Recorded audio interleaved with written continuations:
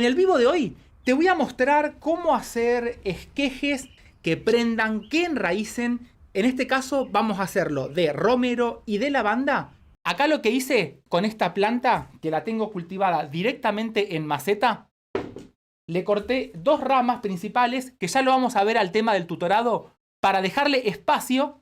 Entonces lo importante en estos romeros es que veamos, y como te decía que por lo general suele ser mucho el problema, en donde si buscamos una rama más gruesa, fíjate estas dos que saqué, la diferencia de grosor que tenemos. Si nosotros nos vamos por el contrario hacia arriba de todo, y lo voy a hacer con cuidado porque es un tallo mucho más tiernito, prácticamente este tallo está fotosintetizando en la punta. Acá está. Fíjense qué verde que está. Acá el objetivo principal para nosotros como reproductores a nivel de casa, te voy a recomendar que vayamos por un tallo que esté más bien de esta forma. Que ya lo tengamos lignificado, que sea una madera. No vamos a ir al tallo, por ejemplo, de 2 o 3 años, un tallo de una planta gruesa, sino que más o menos los tallos que sean intermedios. ¿Y por qué te lo digo esto? Estos que están muy tiernitos arriba, lo podríamos usar tranquilamente para enraizar. Pero ¿cuál es el problema que tenemos? Vamos a tener que armar una cámara húmeda en donde a nivel basal le tendríamos que dar muy poca humedad, pero tenemos que mantenerla muy alta la humedad por arriba. Esto se suele hacer a nivel de los viveros, en donde le ponen máquinas que le van a estar dando la humedad a nivel de arriba de todo. Y a su vez, como son tallitos muy pequeñitos, van a tener menor energía hasta que empiecen a reproducir. Esto, por ejemplo, cuando se hace a mucha cantidad, a gran escala, y plantas que son mucho más valiosas, esto tiene luz artificial, tiene el control de humedad por arriba, que eso hoy no lo vamos a ver y no lo vamos a hacer nosotros. Entonces, para asegurarte, voy a cortarlo por acá, y de acá sacamos dos, que anden estos gajos, los vamos a cortar aproximadamente mínimo 15 centímetros de alto. Si llegamos a ver que están muy ramificados, ahí está. ¿Y esto por qué te lo digo? Porque en todo este tallo que tenemos acá adentro vamos a tener energía que la planta la va a usar para empezar a generar raíces. En un principio no va a dar nuevas hojas, sino que va a ir primero a la estimulación y producción de las raíces. Y otra recomendación que te voy a dar, con una tijera bien filosa, las hojitas se las vamos a cortar por la mitad. Porque de esta forma, al reducir el tamaño de la lámina, el tamaño de la hoja, se va a producir menos evaporación, se va a deshidratar menos, vamos a decirlo así, más rápido. Y lo mismo con esta otra. Lo voy a hacer acá con dos gajitos. Y este que tengo acá justo en la mano, te voy a mostrar que tiene otra cosa interesante para cuando hacemos los esquejes romero y lavanda. Acá cuando hablo de romero, piénsenlo igual que para lavanda. Miren la diferencia entre uno y otro. Este que está acá prácticamente es el tallito, pero este otro ya tiene unas ramificaciones, que estas ramificaciones son interesantes porque una vez que la planta enraíce, nos van a dar enseguida los nuevas ramas, y son estas plantas como las que te mostraba recién acá. ¿Ves que tienen muchas ramas laterales? Esto lo podemos lograr cuando empezamos con una ramificación, y fíjate que bien desde la base se ramifica. Acá. Está bien ramificado desde la base. Y vamos a ir ahora, ¿cómo lo podemos reproducir a esto? ¿En dónde lo vamos a reproducir? En este caso vamos a usar una bandeja, la que tengas en casa, bien perforada. Esto es súper importante. Y lo que voy a hacer es llenarlo con tierra. Una tierra que casi nada de materia orgánica tiene. Y esto es lo más importante de todo. Y lo que le vamos a hacer a los esquejes, que ahora lo vamos a ver cuando haga el cultivo en agua, para los que lo quieren hacer en agua. Si bien siempre se recomienda hacer un corte transversal que esté así oblicuo, vamos a ver que las raíces del romero y de la lavanda no salen justamente por el corte que le hacemos. Salen un poquito más arriba. Lo voy a dejar por acá y te voy a decir dos palabritas con respecto al... acá lo tenía, acá al platito. Con respecto a los enraizadores que podemos usar. En este caso es para el que no conoce miradas biológicas o hoy es el primer vivo que están. es uno que uso mucho, que es una mezcla de aloe con canela, aloe seco con la canela en polvo. Abajo en la descripción te dejé ahí el enlace para que lo puedas hacer, así no lo vuelvo a repetir. Pero básicamente es aloe seco con la canela. Se va a estar potenciando el poder que tiene el aloe vera, que nos queda bien seco, con la canela. Y por otro lado, esto ya más cuando lo queremos hacer a una escala más comercial, que queremos asegurarnos un poquito más, las hormonas de enraizamiento. Siempre todo esto, cuando lo vayamos a aplicar, te voy a recomendar que lo hagamos en un platito aparte y que nunca pongamos, por ejemplo, los tallitos adentro, para no contaminarlo. Y como esto hay que mojarlo, si nos llega a quedar gotas de agua acá adentro, estas son hormonas que tienen el ANA, que es el ácido naftaleno acético, que en sí esto estimula el enraizamiento mucho más eficientemente, que a diferencia del aloe y la canela. Y con esto quiero hacer una aclaración. No es que el aloe vera se lo ponemos y esto enseguida estimula el enraizamiento. Lo que hace el aloe vera, le da muchos nutrientes que ayudan a que el tejido cortado se pueda seguir alimentando. Y como a su vez le pusimos canela, la canela sí tiene un efecto que ayuda a evitar que se nos contamine con patógenos como pueden ser, por ejemplo, algún tipo de hongo o bacterias. Una vez que tenemos estos cortes hechos, agua acá atrás y lo vamos a hacer uno por uno. A este le voy a poner las hormonas de enraizamiento. Por eso siempre te aconsejo que todo esto lo hagas en un platito aparte. Y a este otro, háganlo porque me trajo muy buenos resultados. Mezclar el aloe vera con la canela. Y cuando ya lo tenemos hecho, que nos quedó bien así de esta forma, lo que vamos a hacer en el recipiente, si yo a esto lo clavara directamente en la tierra, ¿qué va a pasar? Toda la canela con el aloe me va a quedar arriba de todo. Entonces, como no tengo nada acá a mano, va a ser mi dedo. Que, como verán, estoy siempre con las manos arriba de la tierra. Y lo dejamos así. En este caso pongo uno, pero acá podríamos poner varios. Y el otro con las hormonas de enraizamiento. Así me aseguro que tanto las hormonas como, en este caso, el aloe vera, nos queden bien ubicados. Recomendaciones, le voy a poner un poquito más de tierra. Después a esto vamos a ir con todos los esquejes que podé para ponerlo acá. Es regarlo enseguida. Pero va a ser un riego que lo que vamos a buscar nomás, miren esto, es mojarlo. Y con esta agua que ya tengo, que enseguida empieza a entrar, es más que suficiente. Y no vamos a esperar que esta agua salga por abajo. No queremos algo encharcado, porque esta es la cantidad de humedad que van a necesitar estas plantas. Esto, como está acá, lo podemos hacer directamente, ahora te lo voy a mostrar, en una botella.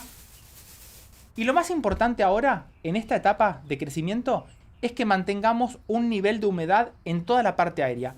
Y esto lo hacemos directamente con una bolsa. Tapamos. Lo cerramos, que quede bien cerrado. Tengan en cuenta que cualquier planta que nosotros las encerramos, ya sea en una bolsa de papel, en una bolsa de plástico como esta que está acá, lo voy a correr para acá, o por ejemplo, cuando hacemos, ahí me traen muy buenos resultados las botellas estas. Cuando hacemos el cultivo en botella, que durante toda la primera etapa a esto lo dejamos bien cerrado, lo que vamos a hacer acá es, se va a concentrar toda la humedad, pero estas botellas, las botellas o en el caso anterior las bandejas estas tapadas con bolsa, nunca al rayo del sol vaya esto. Épocas del año en la que lo podemos hacer, yo lo estoy haciendo ahora, finales de otoño, principios de invierno prácticamente, y lo mantengo adentro de casa. Nosotros acá tenemos que tratar de mantener una buena cantidad de luz y no nos vamos a preocupar por nada más, porque al quedar bien cerrado mantenemos esa humedad y con esto vamos a empezar a estimular todo el desarrollo de las nuevas raíces. Te doy otro datito importante. Es muchas veces estos gajos, sin ponerle hormonas de enraizamiento y sin ponerle canela o aloe, enraizan bien, enraizan súper bien. Siempre es importante mantener un buen nivel de humedad en toda la parte aérea.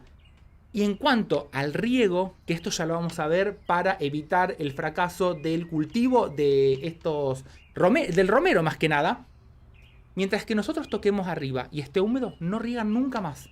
Porque el exceso de agua, si ya empezó a enraizar, puede ser algo que termine perjudicando. Son raíces que, para decirlo de una forma, son muy sensibles al exceso de agua.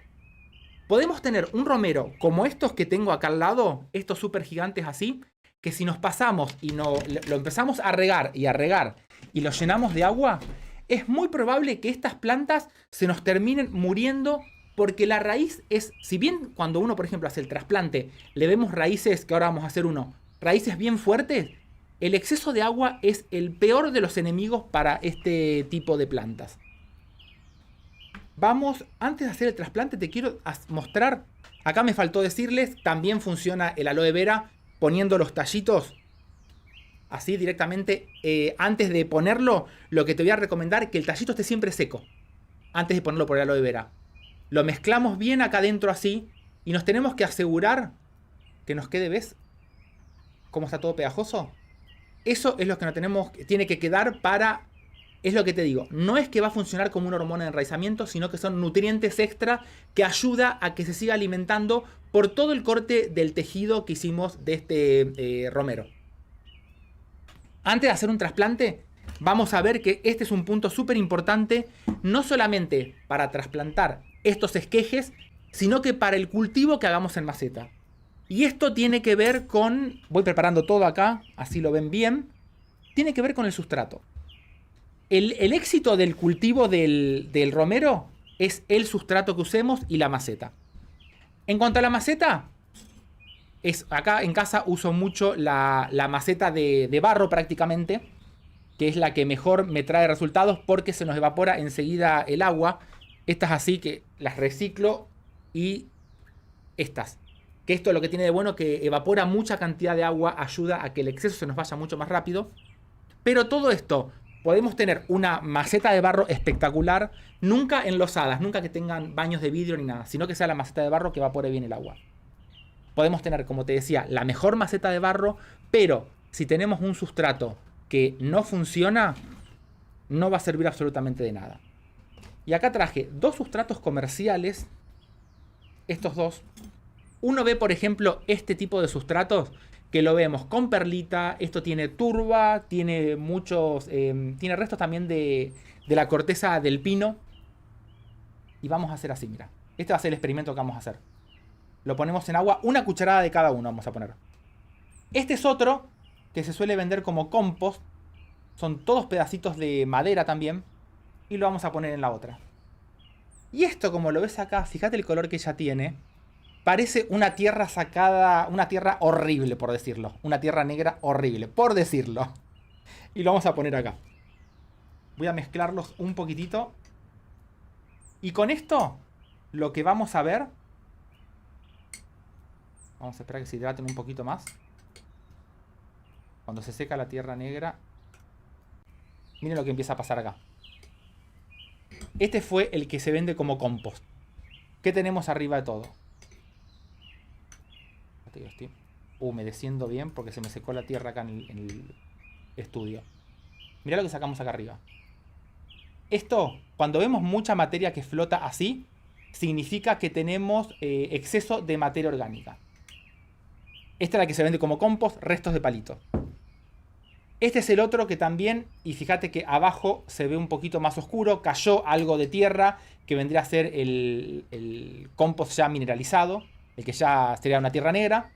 Acá no solamente la perlita flota, sino que también tenemos mucha materia orgánica flotando. Esto sería parte del musgo sphagnum, parte de los restos de maderita. Y en este otro, que parece que flota, pero esto en realidad es la tierra negra. La tengo toda en el fondo, la tierra negra. Se me secó mucho. Si vos ves la diferencia, este está bien oscuro. Mira los otros. Quedan más transparentes. A ver, lo vamos a poner acá enfrente, espera. Para que veas que la diferencia. Este prácticamente está transparente, que es el de la perlita. Queda transparente. Este otro es el que tenía el compost, que quedó flotando, los restos de maderita y todo eso, queda transparente. Y mira la tierra negra. Directamente casi no se ve de un lugar a otro. Con esto, ¿qué te quiero decir? Ese es el secreto y con este experimento súper sencillo vamos a ubicar, vamos a encontrar la tierra que necesita este romero. Y la tierra es esta. Tiene que ser una tierra negra, una tierra que prácticamente no tenga restos de materia orgánica, no tenga restos de palito. Tiene que ser una tierra pobre.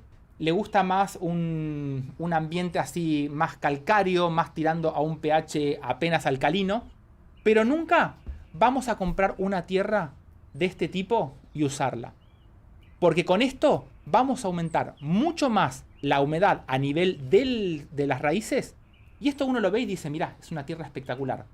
Para el romero nunca la usen, no gasten plata en esto. Vayan y usen una tierra negra, la más pobre que encuentren. Y vamos a correr todo para acá atrás.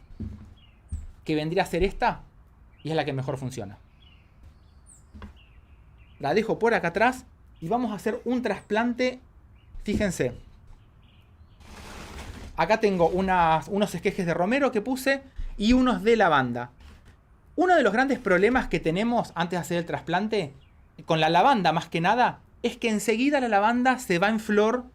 Y más allá de que sean plantas, esquejes pequeñitos. Acá siempre la recomendación cuando estoy con el tema de flores. Esto no nos va a pasar en el romero nunca. Lo ideal es cortarlas enseguida para darle más tiempo. Mirá qué lindo cómo se van ramificando estos. A que se formen plantas bien robustas desde la base. Y a ver por acá. Este romero que está acá atrás, que ya lo vi del costado, que tiene buenas raíces. Esto está todo regado del día anterior. Siempre háganlo a esto por el tema de que no se mojen, que queden hidratadas las raíces, quiero decir. Para que sufran mucho menos.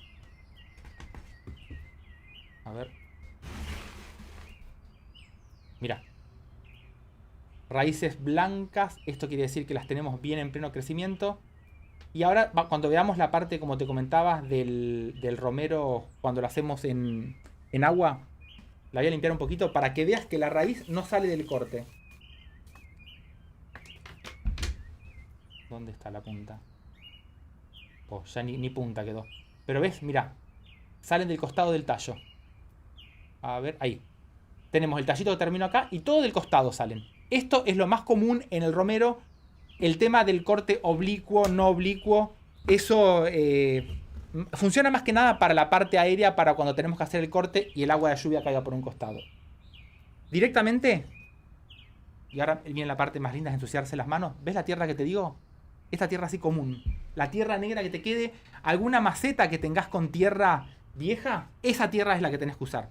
Una tierra desgastada, para decirlo de alguna forma. Y lo que vamos a hacer en estas plantas es un riego antes. Me gusta regarlo antes de hacer el trasplante. Ponemos las raíces bien hacia los costados. Y de nuevo con esta tierra. Yo te puedo asegurar que si un romero de estos lo trasplantás con esta tierra que te mostraba recién, que vos decís, wow, es una tierra espectacular, se terminan muriendo. Por eso el romero funciona también muy bien directamente en la huerta. Pero siempre hablando, en el suelo me refiero, hablando de un suelo de este tipo. Tierra bien mineralizada, una tierra en donde ya no tengamos restos de materia orgánica para que me quede... Y vos ves esto de acá y decís, esta planta no tiene pobre nada. Son plantas que están acostumbradas a vivir así. Y antes de hacer el riego final, después del trasplante, lo que siempre hago es limpiarle bien las hojas para que no nos quede nada de tierra. La voy a dejar por acá atrás. Me voy a limpiar un poquito las manos y te muestro cómo sería el mismo cultivo, pero haciéndolo en agua. Lo que vamos a hacer, y lo que siempre te recomiendo, es tratar de ponerlos en envases que tenga apenas un poquito de agua. No mucha cantidad, porque es una planta que no le va a gustar el exceso. Y ahí se ve bien, fíjate. Sale bien de arriba el tema de las raíces. Entonces, eso es lo que nos ayuda a nosotros a generar raíces cuando lo tenemos en agua. Calculale más o menos unos 20 días y mira la tierra. Ese es el tipo de tierra con cascotitos, tierra negra. Ahí no se le ve nada de materia orgánica. Y eso es lo que tenemos que buscar nosotros al momento de hacer el trasplante. Uno de los factores importantes cuando lo hacemos en agua, enraiza totalmente bien. Fíjate que otra vez más las raíces salen bien desde arriba del tallo, no desde el corte que le hacemos. Las separamos Y uno de los problemas que podemos llegar a tener cuando hacemos el cultivo en agua es la adaptación de esas raíces al nuevo medio en donde no va a tener esa cantidad de agua como teníamos antes. El agua donde enraizó se la vuelvo a poner para que pase microorganismos, más que nada si tenemos algo, un estilo biopecera. Y lo que sí vamos a hacer acá es tratar de mantener este sustrato, voy para acá arriba, un poquitito más hidratado cuando hacemos el cultivo directamente en agua. Acá no tengo ninguna enraizada en agua, es todo, me gusta más el tema de hacerlo directamente en la tierra porque la planta se adapta mucho mejor. Pónganse a pensar que si una raíz creció en el agua es una raíz que está más cómoda, no se enfrenta a la deshidratación. A nivel celular tenemos las paredes celulares de las células vegetales de la raíz, están como más, por así decirlo, son como más finitas porque nunca se van a deshidratar si tienen constantemente agua, pero no quiere decir que se pueda hacer. Entonces, después de hacer el trasplante, vamos a mantenerlo un poquito más húmedo para que poco a poco esas células a nivel de la raíz se vayan adaptando al sustrato y puedan crecer mucho mejor.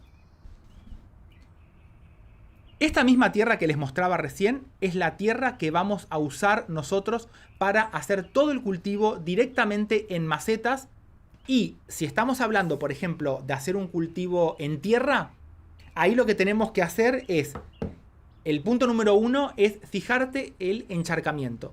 Si nosotros vemos que después de una lluvia el agua quedó retenida y le cuesta irse, esa va a ser una zona en donde no te voy a recomendar que pongas este tipo de plantas. ¿Qué podés hacer si es el único lugar que tenés? Sacar un poco de toda esa tierra, hacer un buen hueco en la huerta donde lo vayas a poner y reemplazarla por una tierra negra de este tipo. Se le puede hacer mezclas también de, por ejemplo, de arena, a razón de más o menos un 30% de arena y un 70% de tierra negra. Eso más que nada te lo recomendaría para ponérselo en la base del hueco que hagas. Entonces cuando llueve, esa parte de ahí abajo va a hacer que el agua se vaya mucho más rápido. Es mejor que estas plantas se enfrenten más bien a una sequía a nivel del sustrato que si la tenemos con exceso de agua. El exceso de agua mata prácticamente a cualquier planta, salvo plantas carnívoras o plantas acuáticas. Así que eso ténganlo en cuenta, porque es súper importante. Tengo por acá un par de cositas más que les quería mostrar. Ese es el romero en agua. Vamos a hablar del tema sol. El tema, estas plantas en casa las tengo, bueno, van a ver mucho que uso el ladrillo directamente al rayo del sol. Son plantas que soportan muy bien. En el verano se riegan un poquito más seguido, prácticamente porque son plantas grandes ya y evapora mucha agua. Bueno, por ahí hay una palta que es para unos próximos videos, vamos a injertar eso. Son plantas que van a necesitar aproximadamente entre 6 horas a 8 horas constante de sol, que si les llega a faltar ese sol, el problema que podemos tener es que la planta se debilita por falta de energía y eso puede llevar a que tengamos problemas que le empiecen a atacar algún tipo de o cochinillas, o el pulgón no le ataca prácticamente, problemas de oidio podemos llegar a tener también con este tipo de plantas. Así que la recomendación es tratar de que no esté a la sombra, que no esté abajo de ningún otro árbol, darle la mayor cantidad de luz posible y a su vez esto va a hacer que generen mejor aceites esenciales, mejor todos esos principios activos que los vamos a aprender a usar dentro de muy poquito con Flor para que los podamos usar en casa.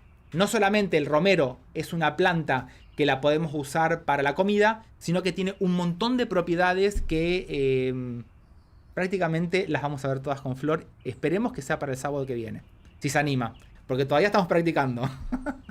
Pero sí, todo esto que está ahí está todo cultivado justamente son plantas para Flor. Yo me mato ahí que quedan todas espectaculares, reproduciendo todo eso. Después viene ella así, como una hormiga y me deja sin todos los tallos. Pero sí, tiene un montón de propiedades estas plantas. Y a ver, vemos otro tema más acá, que lo vamos a ver justamente. Se habrán preguntado, ¿para qué, Martín, trajiste estas pinzas, estos alambres que tenés por acá atrás? Porque, y lo vamos a ver ahora súper sencillo, ya vieron una vez que hice el cultivo del romero en donde inclinaba las ramas, las tutoraba con alambre y las inclinaba para darle más espacio. Hoy les traigo otro método que es mucho más sencillo y lo podemos hacer directamente con un alambre. más o menos, esto ahora lo vamos a ver, que dependiendo el tamaño que querramos separar las ramas, es o más largo o más corto. Pero lo que vamos a hacer es, en la punta del alambre, ahí se ve bien, doblamos para un lado. Y después hacemos la S. Agarramos de nuevo y lo doblamos para el otro lado. Que nos quede así. Que nos quede de esta forma. Lo vemos de nuevo acá, con mi mano de fondo para que la máquina me lo agarre bien la cámara.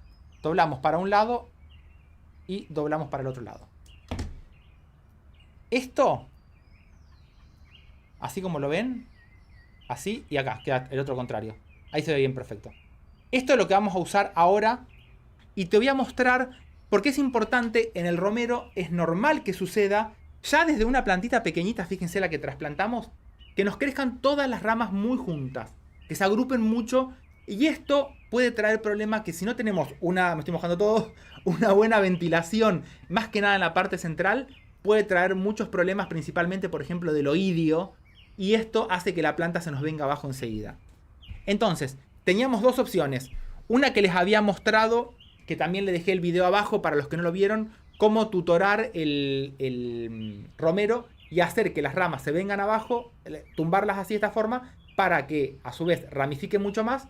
Pero esta que te voy a mostrar ahora, lo que nos va a ayudar es a separar todas esas ramas juntas y esperemos que se vea bien. Vamos a ir para acá y apago la luz de atrás. Con esta. Y me voy para acá, me queda mucho más cómodo. Esto es lo que le pasa al romero normalmente.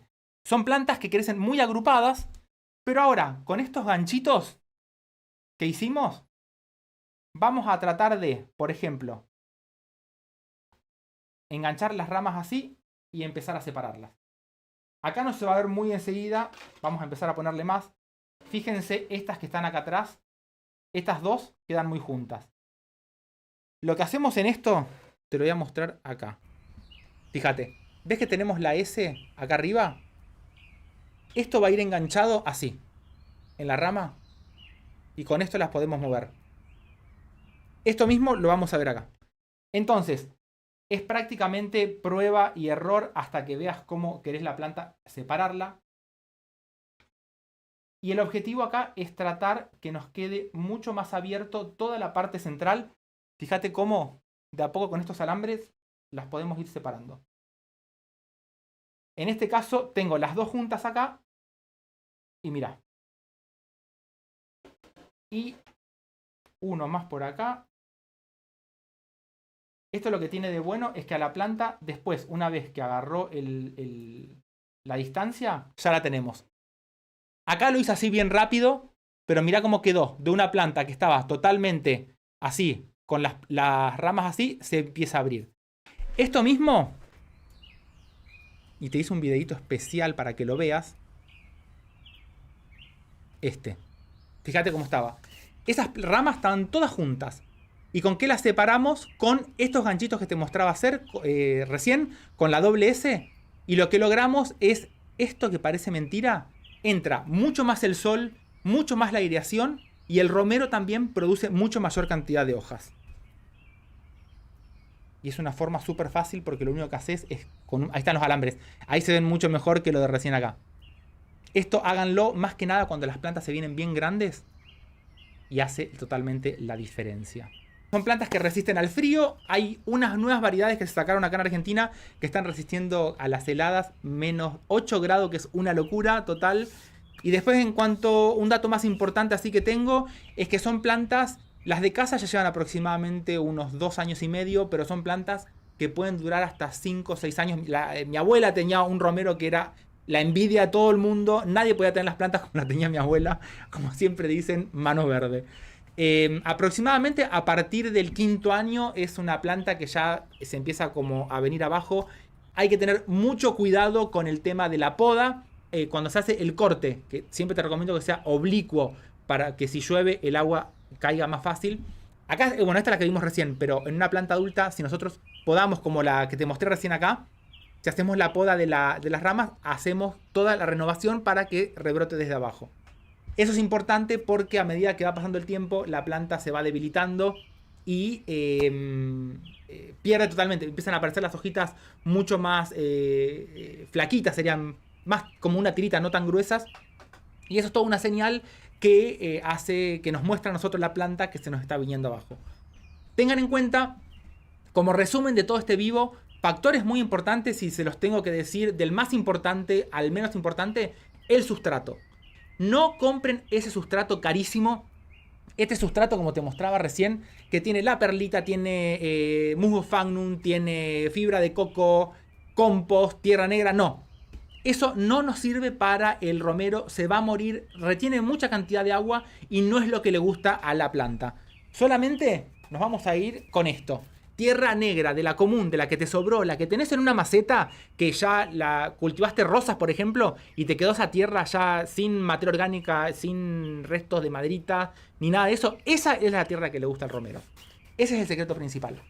Después, en cuanto a la maceta, macetas de barro. Si no tenés macetas de barro o tenés macetas de plástico o botellas o cosas que sean de plástico, la recomendación que te voy a dar es que más o menos a un dedo de ancho, 2 dedos de ancho, perfores toda la maceta alrededor. Todo. Eso es lo que te va a ayudar y cada tanto unas perforaciones a lo largo de toda la maceta. Abajo bastantes perforaciones y después un zigzag hacia alrededor. Esto es lo que te va a ayudar porque como es plástico retiene mucha más humedad. Al hacer esas perforaciones el agua se nos va más rápido y es lo que le gusta a la planta de romero. En la maceta de barro la más común, la que no tenga vidrio por afuera, la que no tenga ningún esmalte, esto se nos va a estar evaporando constantemente. En la maceta de barro lo hacemos con las perforaciones. Siempre más en la parte de abajo, en todo este sector. Eso en cuanto a las macetas. Y en cuanto al riego, lo que te voy a recomendar es que cuando estemos tocando por arriba, que ya las plantas las tengamos de esta forma, que esté seco. Que nosotros veamos que esté la tierra seca y no que esté húmeda. Porque acordate siempre, el exceso de humedad y más que nada en la época esta que estamos ahora, que hace mucho frío, chau. La raíz no respiró, se murió una raíz, por ejemplo, de estas plantas a esta altura de ya casi el invierno, y hasta que la planta regenere esa energía para hacer nuevas raíces, se atrasa mucho. En cambio, en el verano vamos a tener que estar un poquito más atentos porque la planta está en plena actividad, evapora mucha agua, hace mucho calor, el calor también evapora de la maceta del agua y ahí vamos a regar un poquito más seguido. Aproximadamente, para que te des una idea, en el invierno, te lo estoy diciendo aproximadamente porque yo voy al ojo, voy y toco o veo y ahí es cuando decido cuándo regar o no. Pero más o menos una cuenta así, entre 15 y 20 días en el invierno, hago los riegos, salvo que, bueno, estos días que estuvieron lloviendo, la ventaja de tenerlo en maceta es que las puedo correr. Cuando llueve más que nada, mucho tiempo seguido. Y en el verano, más o menos entre una semana, semana y media. O sea, es mucho más seguido el tema del riego. En cambio, a plantas más grandes, más seguido el riego que a plantas más pequeñas. Así que les mando un saludo grande, los quiero mucho, nos vemos dentro de muy poquito con mucha más información, pero siempre cultivando plantas. Les mando un saludo grande.